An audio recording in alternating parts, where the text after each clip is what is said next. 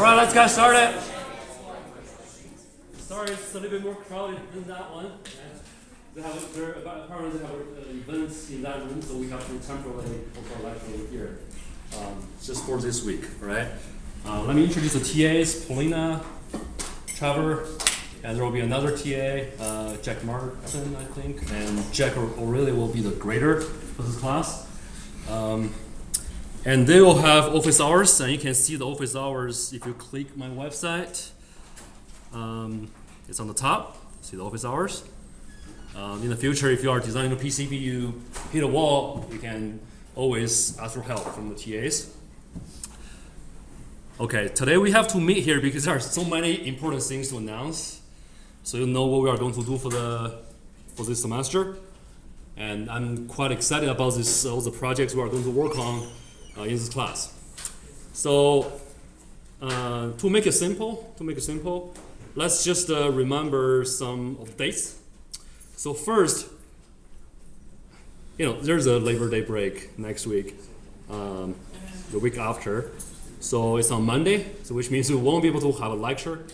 However, there's an assignment. I already posted all the instructions, and Dr. Carlson have a lot of stuff on his website, so you can directly just follow the instructions and get things done. We are engineers. We don't want to be that make it that easy, right? You want to learn things throughout the semester, not just take the break and have nothing to do. We didn't do anything pretty much in the first week, and the week after on Monday there's another break. It's going to take another week off. We only have like 14 weeks for the semester. So I do have several tasks for you guys. Okay, so this is recorded, right? This is recorded. You can always come back to my website, go to lec2 and I believe I posted to the syllabus in Canvas, and click this link, you can get to the schedule of the website. So homework one is due September 1st, right? September 1st will be Sunday this week. And these are pretty much just not even calculations, just to identify the resistor values and make sure you do it by yourself. So in the future, we probably will have a quiz during the class.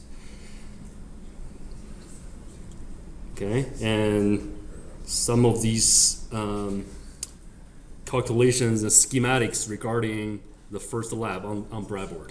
Even though it's a PCB class, but since you guys are building a circuit, it's a power supply unit.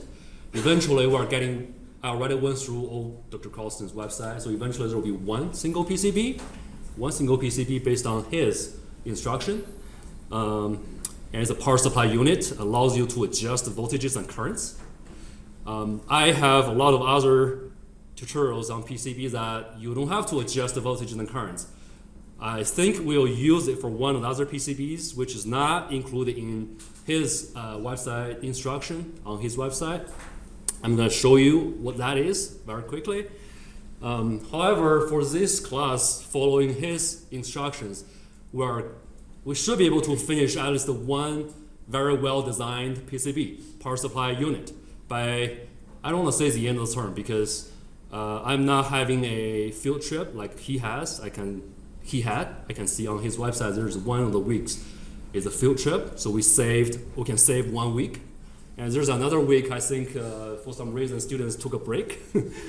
I was able to see that on his website, so I don't know what that break is, so we're not taking that break. So we got 2 weeks saved. And there are only 12 tutorials, so subtract 2 weeks, so it's gonna be 10 weeks. 10 weeks of work. And I think some of the weeks the load is a little bit light. We can probably squeeze it and make it into one. So eventually, after the 9th week, we'll get a PCB sent out. So what about the rest of 7 weeks for the term? Just take a 7-week break? Yeah. I know. Okay. Yeah, I know. But still, if we don't do that, if we don't reduce anything, it's still just 10 weeks. But we have 16 weeks for the semester where we don't have any and exams and anything else. Midterms, final exams, we would have nothing. And I do hope you guys, let me tell you that. I believe students in the past, in his class, they were proud of the work by the end of the term. They got a PCB. They must brag about it during the interviews, showing the PCB work to the companies, and so they can get hired. The same thing for me at Forest College.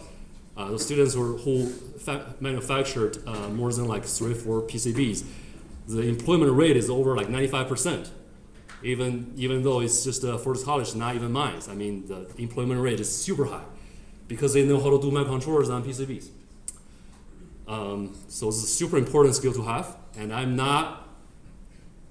Usually, my classes are easy to follow because now we have not just Dr. Carlston's tutorials, but also adding mine to it as well. It's making things even easier, and I can tell you it's beneficial. It's definitely doable. And we don't want to take like 6 weeks of break for the semester for one class, even though it's 1 credit. I get it. However, I think we should learn more, if we can. If we see another thing we need to know is we are sending PCBs to JLC PCB, which is in China.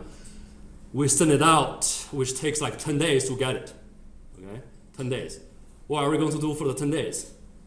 And after the 10th day, we receive the PCB, we start soldering, and definitely you will see a lot of problems. And I will be here to help you to solder all the surface mount components to the board, and TAs will be able to help you. So are you Jack? Yeah. Jack Martin? Yes. Okay, Jack Martin, another TA over there. So you should get a lot of help, not just during the class time, but also during the week, the whole week. We have the labs are open for every day from like 8 to 5 every day.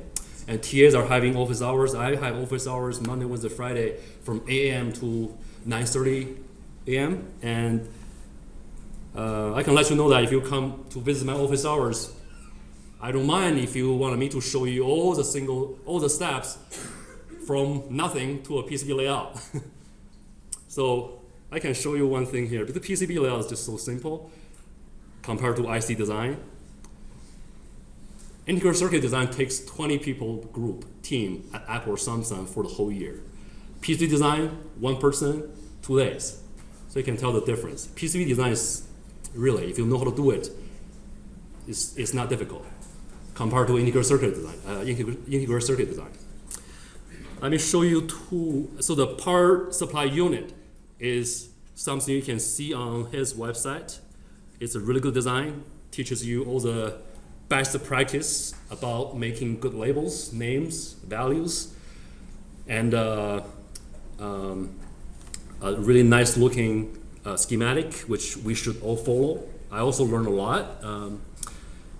And I'm trying to add 2 more tasks. That's what I'm talking about. After we finish the PCB layout, we send it to JLC PCB for fabrication. Usually it's 5 pieces for $5. It's really cheap. You can get 5 pieces for 1 design for only $5, as long as it's within that 10 by 10 centimeters range.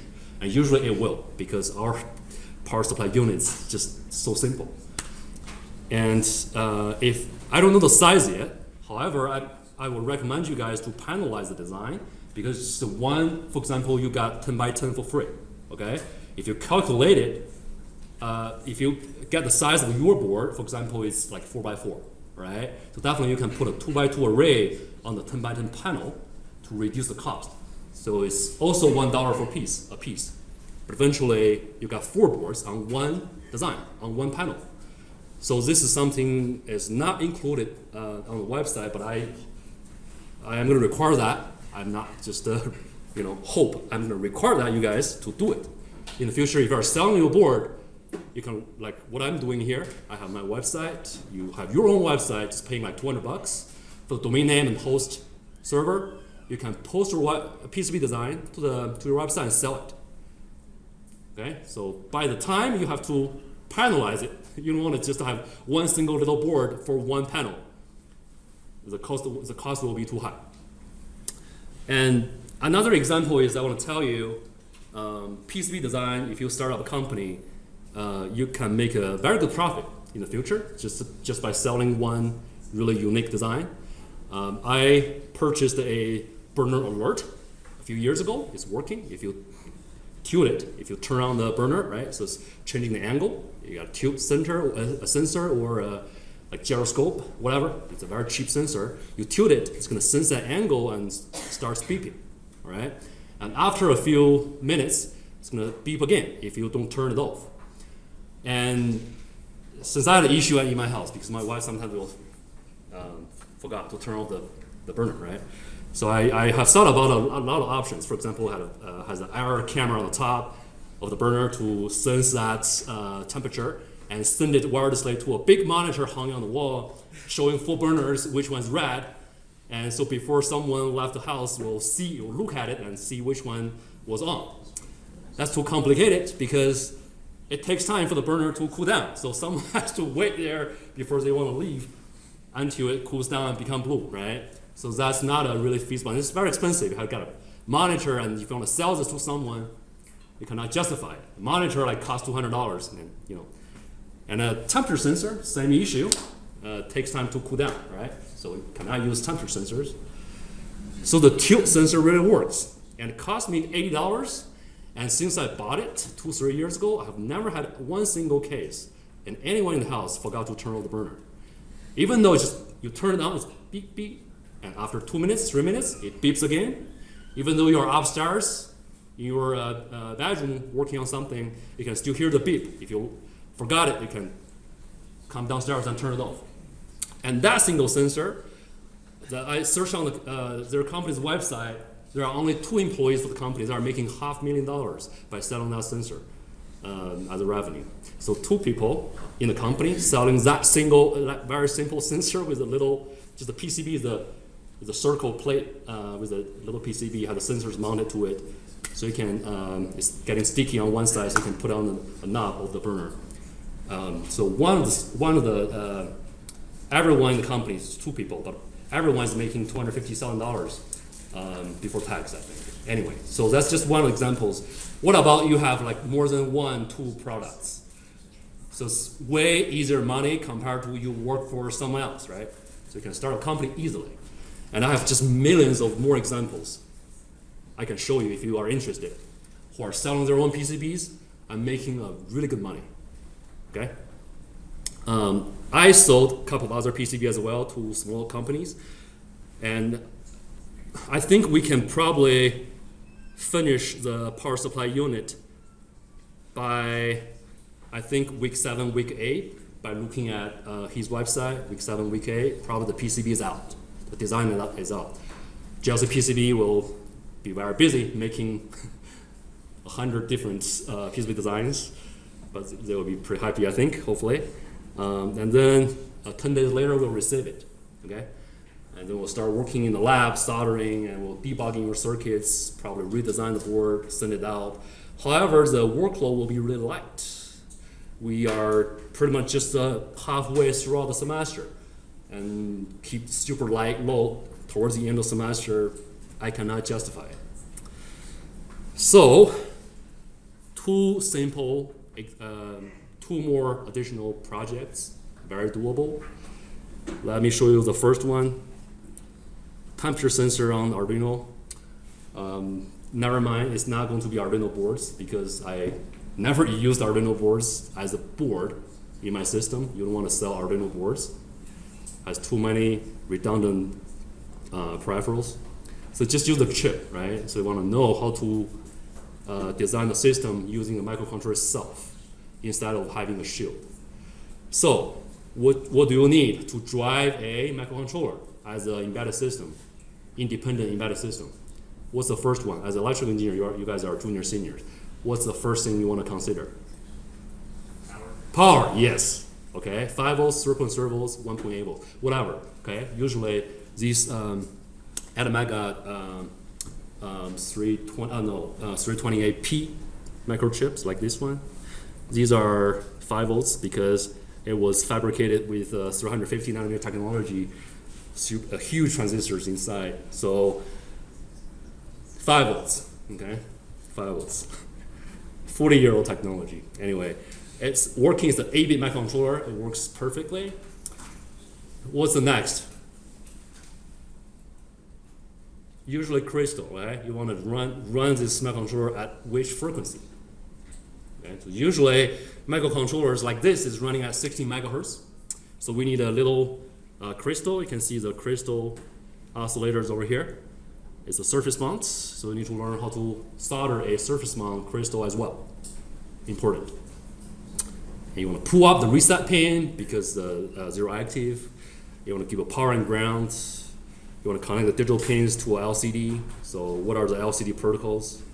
You want to adjust the potentiometer to adjust the brightness of the backlight. You want to have a temperature sensor, DHT11, which is able to sense both temperature and humidity. And since you know it's 5 volts, actually, the second thing shouldn't be the crystal. What's the second thing you want to consider, literally, usually? Current, right? So you know voltage. What about current requirements? So what's the load of the circuit? Is this a Wi-Fi? Is it Bluetooth?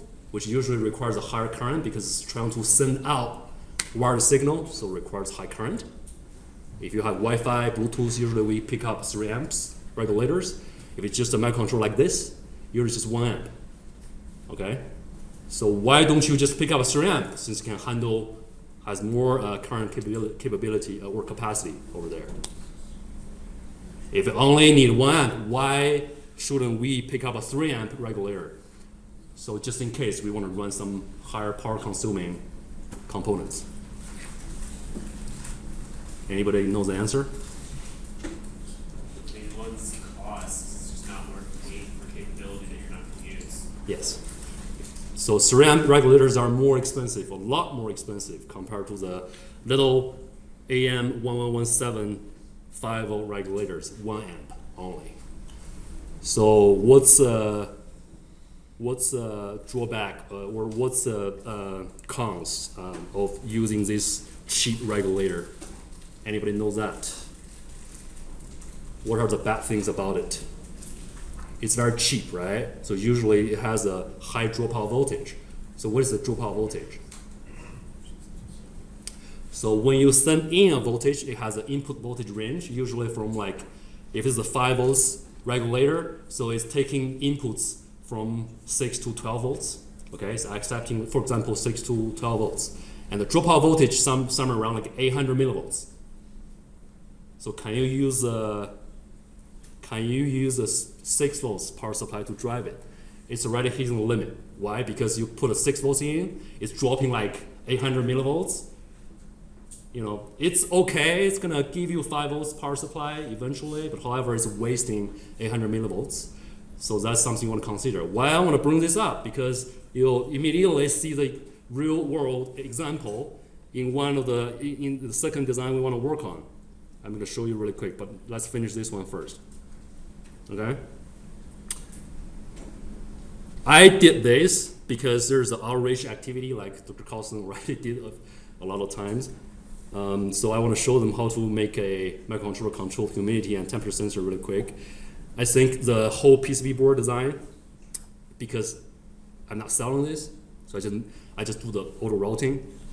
So auto routing can be done in like 10 seconds, 5 seconds probably, or even faster. And I include the schematic and layouts and everything is probably within 2 hours. The PCB is done. And I send it out, I receive the board, solder it, probably 1 hour, and it works. So you can tell how simple that is. So after the power supply unit design, you will be very familiar with PCB design. Trust me, it's very simple. You will be very familiar with it. However, the power supply unit doesn't have any digital stuff on it. It's just an analog circuit. Okay? So I hope you can design, prototype, and solder a digital system which you can program and you can run it. It's an intelligent system. And you can apply this to a lot of other things, not just temperature sensing, but also driving a motor, driving a robot, doing a wireless communication, whatever. You know how to put a microcontroller on the PCB by doing the very first simple example. Okay. What about the second one? So this one, I really want you guys to work on as well. After you did the power supply unit and the microcontroller temperature sensor, you should be super familiar with it. So I'm gonna let you guys work on a lot of smaller units on the PCB, and there are a lot of design constraints with it as well to give you some industry experience. So in the future, you can let them know what kind of industry products you have worked on. So this one is a horse laminate sensor that I designed, and it's not a commercial product yet, but I sold it to a company. And the board is tiny because we have to implant it into the horse shoes like this. So a high school student designed a 3D printed this socket, so we can plug that board with the one cell LiPo battery into that little socket and twist and lock. So this 3D printing socket was put on at the bottom of the hoof or the horse shoe, and this one with the sensor can be twisted and locked into the socket. So here's the board. It has to be tiny because we don't have a lot of room over here. So this brings up a lot of issues, and you can talk about these issues during the interview. Okay. For example, they ask you what are the challenges you have faced during your engineering design. You can tell them we only have a little bit of room, right? So in that case, we cannot run a 2-cell LiPo battery. Okay, so 1-cell LiPo battery only give you 3.7 volts. However, the microcontroller requires 3.3 volts. So you only have like 400 millivolts to drop. So you have to pick up a low dropout voltage regulator. And I searched online for a while, and we can only find one product which is small enough, and it's the LDO. It's a low dropout voltage regulator. So it's only dropping out like 200 millivolts. So after 3.7 volts for 1-cell LiPo battery like this, and you are still getting like 3.5 volts.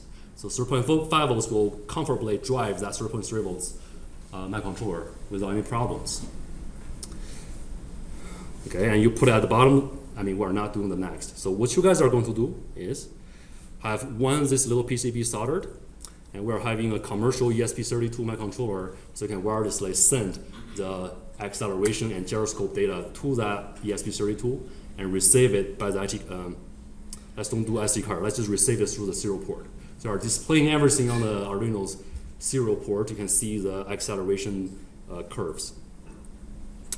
So we tested on a little robot dog and mounted to the robot dog's leg to test if we can detect laminates of the leg, and it worked. So we submitted the proposal trying to get more money to Morris Animal Foundation, but got rejected. It happens a lot. You submit a proposal to get more funding, but eventually, sometimes you are successful, sometimes you are not, which is okay. I do have money to support students to do a lot of other things. So anyway, so the students were able to follow the programming. The code is provided. You guys are not required to program it because this is not an embedded system class. Clear? Okay. Don't get overwhelmed. Code is provided. After you got the PCB done, directly download the program to ESP32, solder it, run it. So tutorials about how to program it is showing here and here. This could be a final project instead of a homework. I'm getting, because this is more complicated, I probably will give you 20-something% for the whole grade, hopefully. And you are learning how to panelize it. Okay? How to do the V-score. You'll see a really nice panel, and you can easily break it in the middle, and you can sell them individually. Okay? All right, that's the plan for this semester. However, let's look at the short-term plan first. By September the 8th, which is Sunday, if you look at it, we have about 2 weeks from now. Okay, about 2 weeks from now. So what we have to do within the 2 weeks, what are the deliverables? First, the homework 1, it's just on the paper. And I think the last problem will be a demonstration on the breadboard. And you guys are, after this lecture, we are heading to the lab to build the circuit on the breadboard. And if you have questions regarding the the comparator circuits I recorded last time. You can always click the video here and watch the explanation of the comparator's circuit. Especially for someone, I think Bradley just registered it today, and someone hasn't taken circuit 1 yet, but getting override. So I can explain that a little bit more if you need it. Okay, just feel free to ask any questions you may have. So that's the first task, homework 1. Breadboard, testing, demonstration, no in-person demo for homework 1. Just finish all the questions, and the very last problem will be a demonstration, individual demonstration. Okay, it's not a group. For this one, it is a group work actually. It is a group work because it's on the breadboard, so you guys can form teams and build the circuits on the breadboard and take a video, send it to YouTube, and include a link to the assignment, submit to Canvas. So this week's breadboard work could be a group work. Okay. However, in the future for PCBs, forget about it. I want everyone learn how to do PCBs. No one can just sit back and watch. Okay. It has to be individual work because everyone will do the interview by herself, not sitting back and watch. Okay. Homework 2. Some questions to answer. The package names, it could be helpful. Do the homework today and forget everything tomorrow. I couldn't even remember the name of the packages. It just, when you see it, you know what it looks like. When you solder it, you have to be aware of something, right? I have soldered probably every single package in the past, but I couldn't remember any of the package names. So, but at least you should search for that and put it in the table and memorize it for the first week, probably. But definitely, you know that these are dips, right? These are dips, and these are SMTs. And these are something on the bottom of the chip, which is super difficult to solder. I have to use a hot air to blow it. There's no way that I can have your soldering iron to reach that pin. Okay, it's definitely totally just underneath the chip. This one, could you solder it with the iron? Yes, because the pins are outside, on the edge, on the side. Anything exposed, you should be able to solder. Keep in mind, even though it's just 0603. All the tiny ones, don't just grab 0603 and during the interview tell them, hey, we have to use a hot air to blow it. No, 0603, it is small, it's tiny, but you couldn't even handle it with your fingers. However, you should be able to solder it with an iron tip. And you don't need a very sharp tip. Usually sharp tips are not being heated up really well.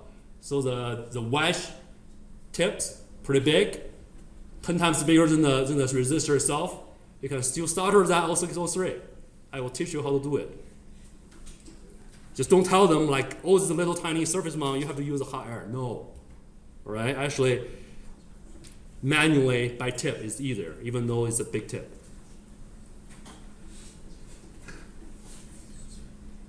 Rubric. So I'm going to show you the layout really quick. Okay, I don't want to take too much time, but I think I have to make it clear because we have 2 weeks, have 3 assignments due. Follow these ones, get the layout done, and I'll show you how to do the layout really quick. And it's recorded, so you can always come back and follow. I understand that. It's the first time for you guys to use Eagle. It will be difficult. However, just follow. You should get there because it's simple, all right? Here's a VU meter layout webpage from Dr. Carlston.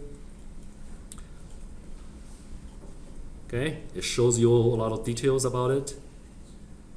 Okay, I'm gonna show you a really quick demo regarding how to download the files and open up Eagle to mess with it. Lab 3, activities.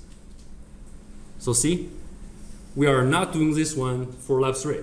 We probably will do it later because these are pretty useful. Will teaches you how to measure the current and voltages. Because I want to show you that So let me just ask you one simple question, okay? So if you set up a power supply on the bench, and a circuit is drawing like 3 amps, okay, 5 volts, 3 amps, and you set up your power supply for 5 volts and 1 amp, so definitely it's not able to drive the circuit because it requires 3 amps. So what's going to happen? What's going to happen? Well, the power supply is going to cut its voltage, not show over its current limit. So whatever voltage it cuts to, if that's low enough that your circuit stops working, then your circuit stops working. So the voltage is going to drop. So you are not getting 5 volts from power supply. That's good. Okay? If you have seen that before, you know what's happening.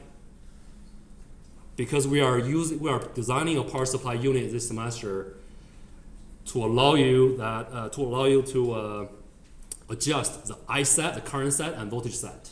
So which means if your circuit is drawing a lot of current, you need to change your current set to make it well above that current rating, so your power supply can comfortably drive it.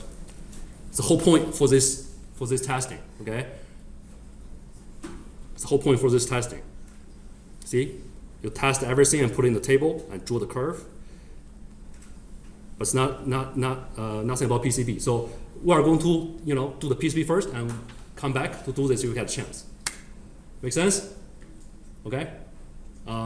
First week is write a lot of breadboard work. I don't want to make another week for breadboard or testing. Okay. We'll do this later. Doesn't mean this is not important. We'll do this later. Okay. But so if you look at the homework 3, homework 3 is a requirement just for a PCB layout. And let me show you what is a PCB layout. It's the RGB PCB. I think the intention was to use it as an outreach activity. So students are designing a lot of interesting shapes of the PCB, and so the students from K to 12, schools, they come over for workshop. They get interested in the shape of the design, and they just don't want to make a super boring rectangle or a circle PCB. It's just making a little bit more fun here. I think this could be useful, so that's why I actually did it last weekend. So I repeated the work, and I found out it's easy to follow. So what he didn't have on his website was a step-by-step tutorial, and I recorded because I got a super noisy environment in my room, so I didn't record the audio, but I did all the single steps, every single step regarding how to make a rocket shape for the PCB. Okay, so if you follow, you should be able to do it. You see, it's only like 4.5 minutes. The layout is done. Okay, what about the IC design? It takes 4.5 months. Chip for chip, designing a chip. PCB is easy. Okay. Is that clear? Homework 1, 2, 3. In 2 weeks. So we should be able to finish homework 1 today, or a few days after today. Then you should start working on the layout for the first one. The layout, why I think it should be able to finish it early, because he already provided everything. You are not designing everything from scratch. Let me show you, okay? Let me show you how to do it. Even though he showed every single step on his website, I'm going to do it now. You'll see how simple that is. 4 design files. This is homework 2. Okay, this is homework 2.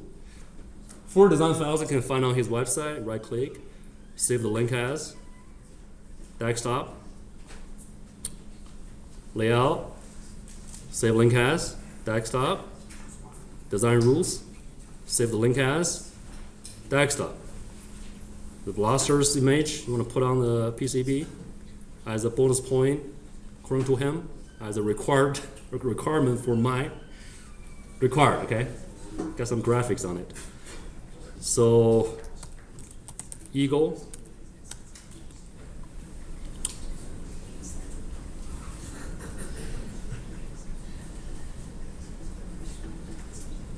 Good job. File new project. Name it E393. How many schematic and layout files you can put in one project? As many as you can, as long as they are not having the same names. Okay, so usually after you install Eagle PCB, the design files are in documents. I don't know why they put in documents. But you get into projects, you can see this folder is already created by what I just did over here. I know it's very small, people on the back probably cannot see it. It's recorded. You can always come back and revisit.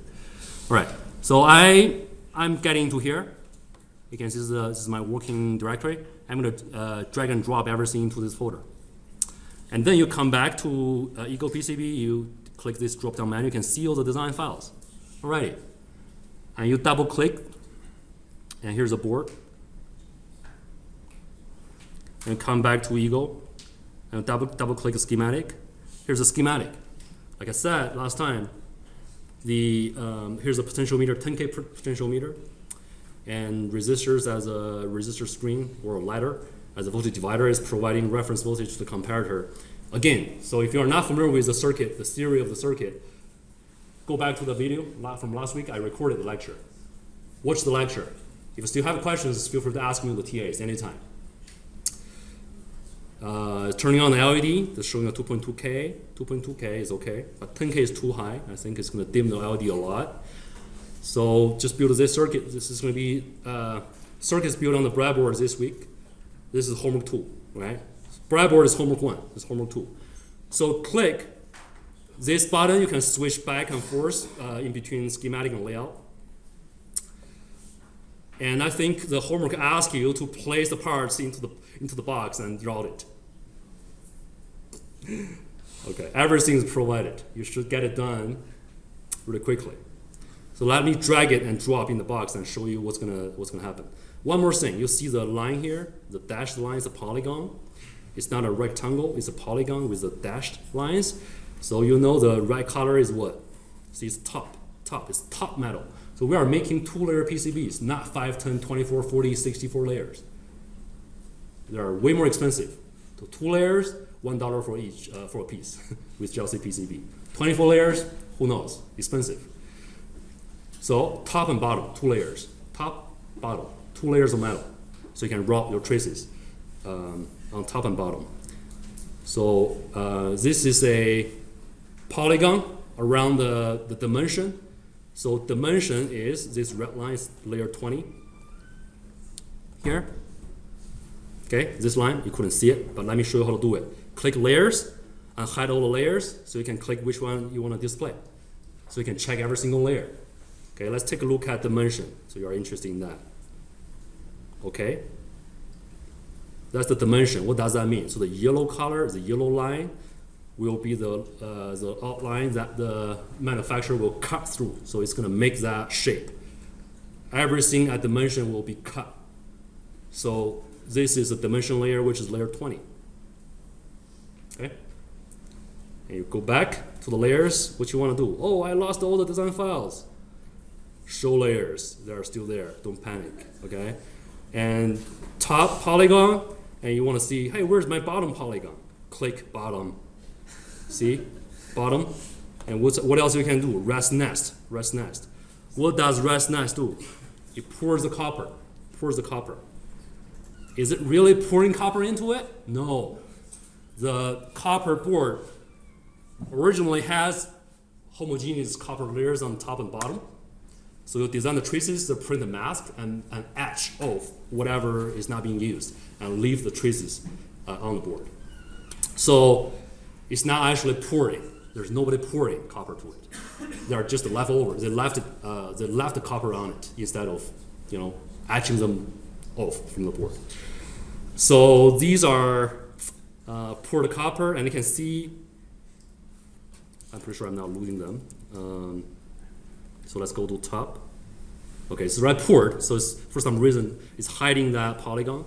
However, sometimes you don't want to look at the poured copper because you haven't routed yet. So if you zoom in, there's no space to route. It's just a homogeneous copper because you haven't routed anything yet. These are called error wires, just showing the electrical connection instead of physical traces on the board. So if you pour it first, it's gonna be poured with a homogeneous copper, and there's no room to route the trace. So don't pour it first. Does that make sense? So come back here, type rip up, and click polygon, so it's gonna remove all the poured copper. So let me show you. You can drag one of the components. So keep in mind, you have to drag at the little cross, which is the handler of the component. If you click anywhere else, it's not going to select it.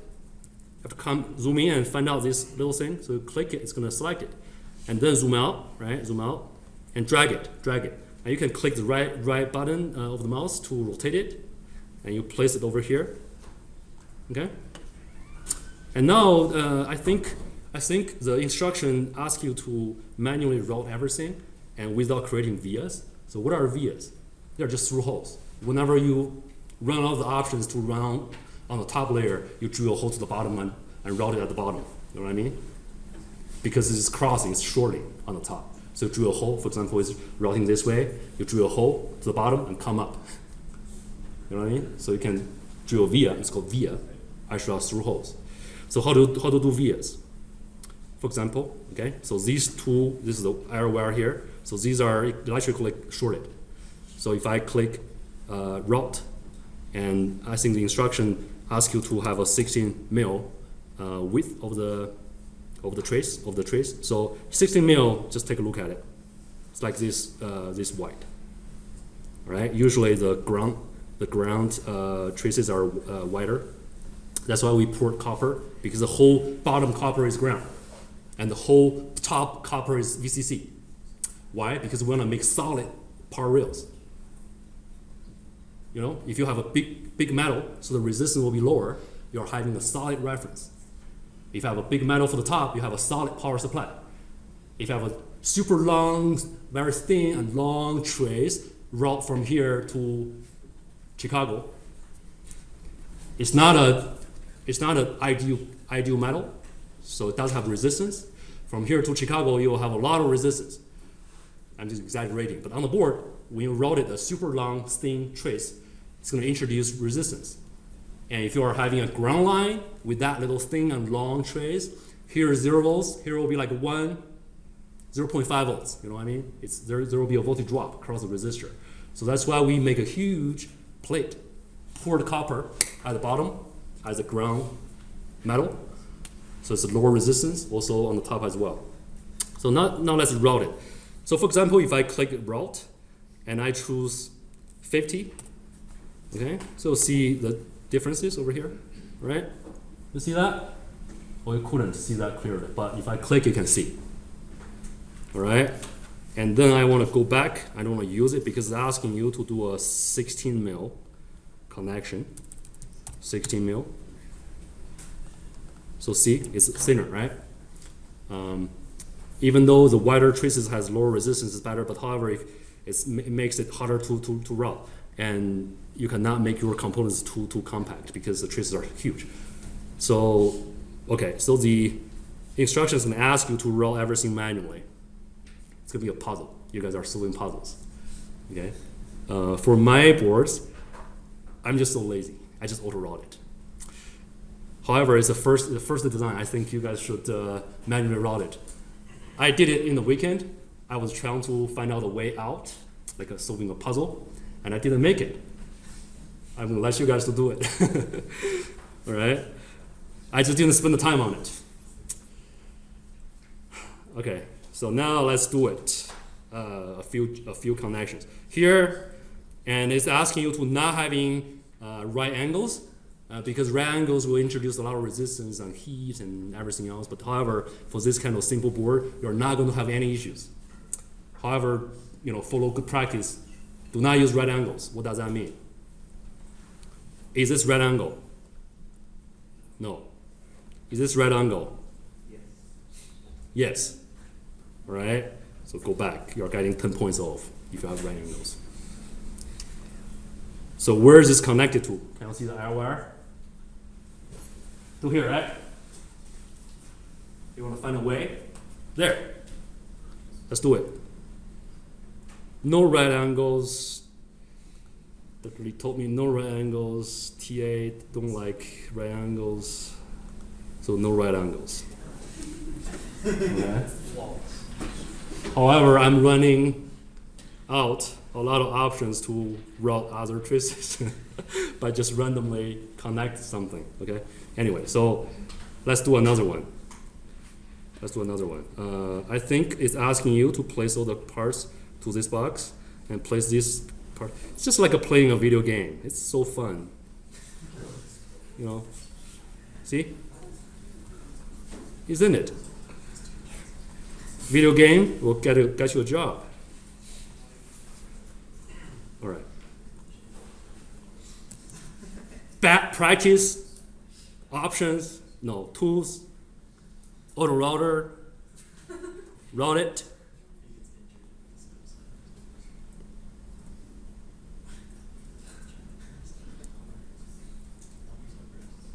Done. Not allowed, though.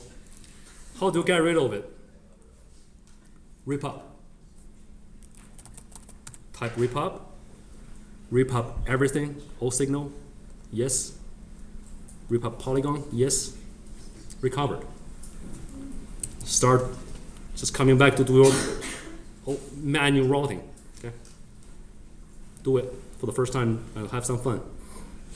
And something else you want to know. So the polygon, right click. Oh. It's hiding. It's hidden because if I click bottom, it's going to show that bottom polygon. For the areas that I want to do the rice nest, the poured copper, if you click top, it's still not showing. I think we have to go to layers anyway. So the bottom. So if I do a pour, okay, pour, and if I zoom in, what is this signal line? Can you see the three letters? Yeah, ground. So is this ground shorted to the bottom copper? Could you see? Metal, right? The blue metal. Right? So it's connected to the bottom copper. This is the ground pin. This is the ground pin of the chip, and it's shorted to the ground metal because what we did was, if I have to rip up, right click, go to name. See what's the name of it? GND. So I right after you finish the polygon around the outline of the board, you right click and name it as GND. That's one of the requirements for for homework 2. So the bottom poured copper is shorted to ground. That's how you do it. And we already verified because I just zoomed in and showed you that little pin. That through hole was connected to the bottom poured copper. Right? What about the top? Let's go to the top. Just show the top layer. Hide all the layers and just show the top.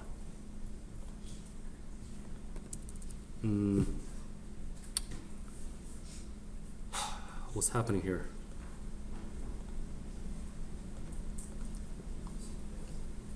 Just show all the layers. So the top polygon seems like got deleted for some reason. It's a good time to show you how to do it, right? Polygon. Wait, is that polygon? Yes, right? So do it. It's snapping to the, or snapping to the grid, right? Okay, now it's asking for the signal name. What you want to use? Top. Power, right? Power. VCC. See? Comes back. So if you do rest nest, it's gonna pour a copper on the top. So now let's zoom in. Let's find the power pin. This is the power pin, VCC power pin. It's shorted to the poured copper on the top. Make sense? Question?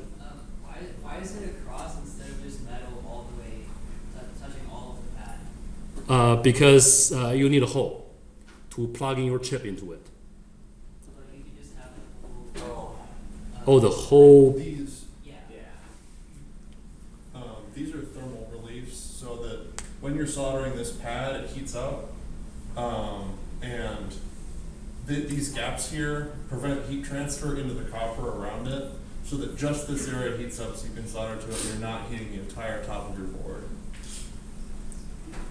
That's very correct, actually.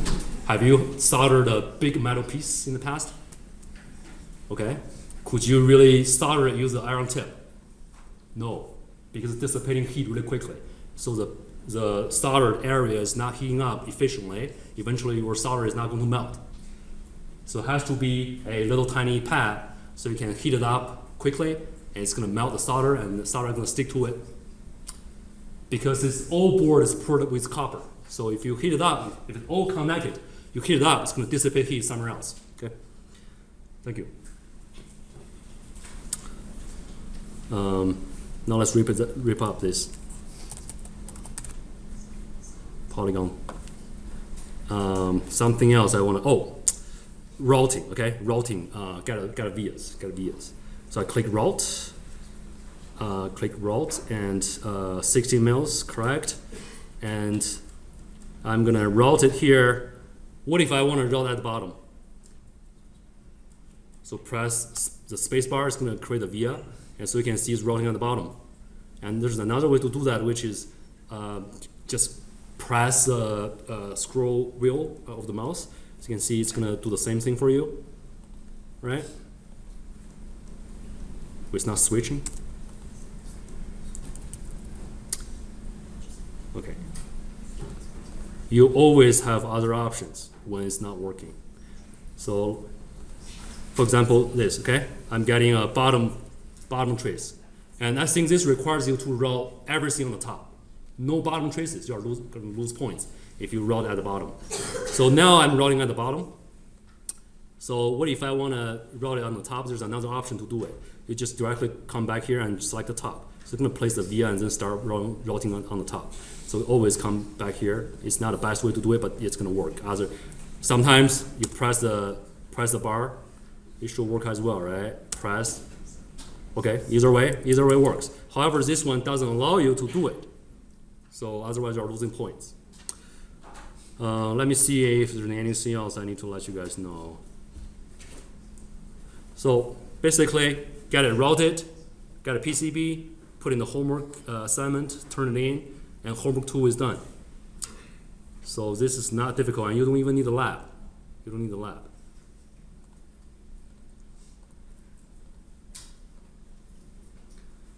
So homework 3, if you click here, you'll see the layouts, and this is also provided. The layout is provided. Schematic is also provided.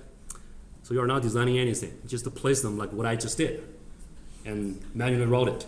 So the only thing that could be new, is actually was new to me as well, to draw a shape that is just interesting shape. Cannot be a circle, cannot be just rectangle or square. Just has to be some fancy shapes. If you just follow, I did it, right? I did it last week, and I have all the steps and snapshots over here. Shows you the nitty-gritty of the steps, and I even have a demo video here. Okay, if you just follow this instruction, create a rocket, it's totally fine. It's totally fine. If you want to be more creative, go ahead for it.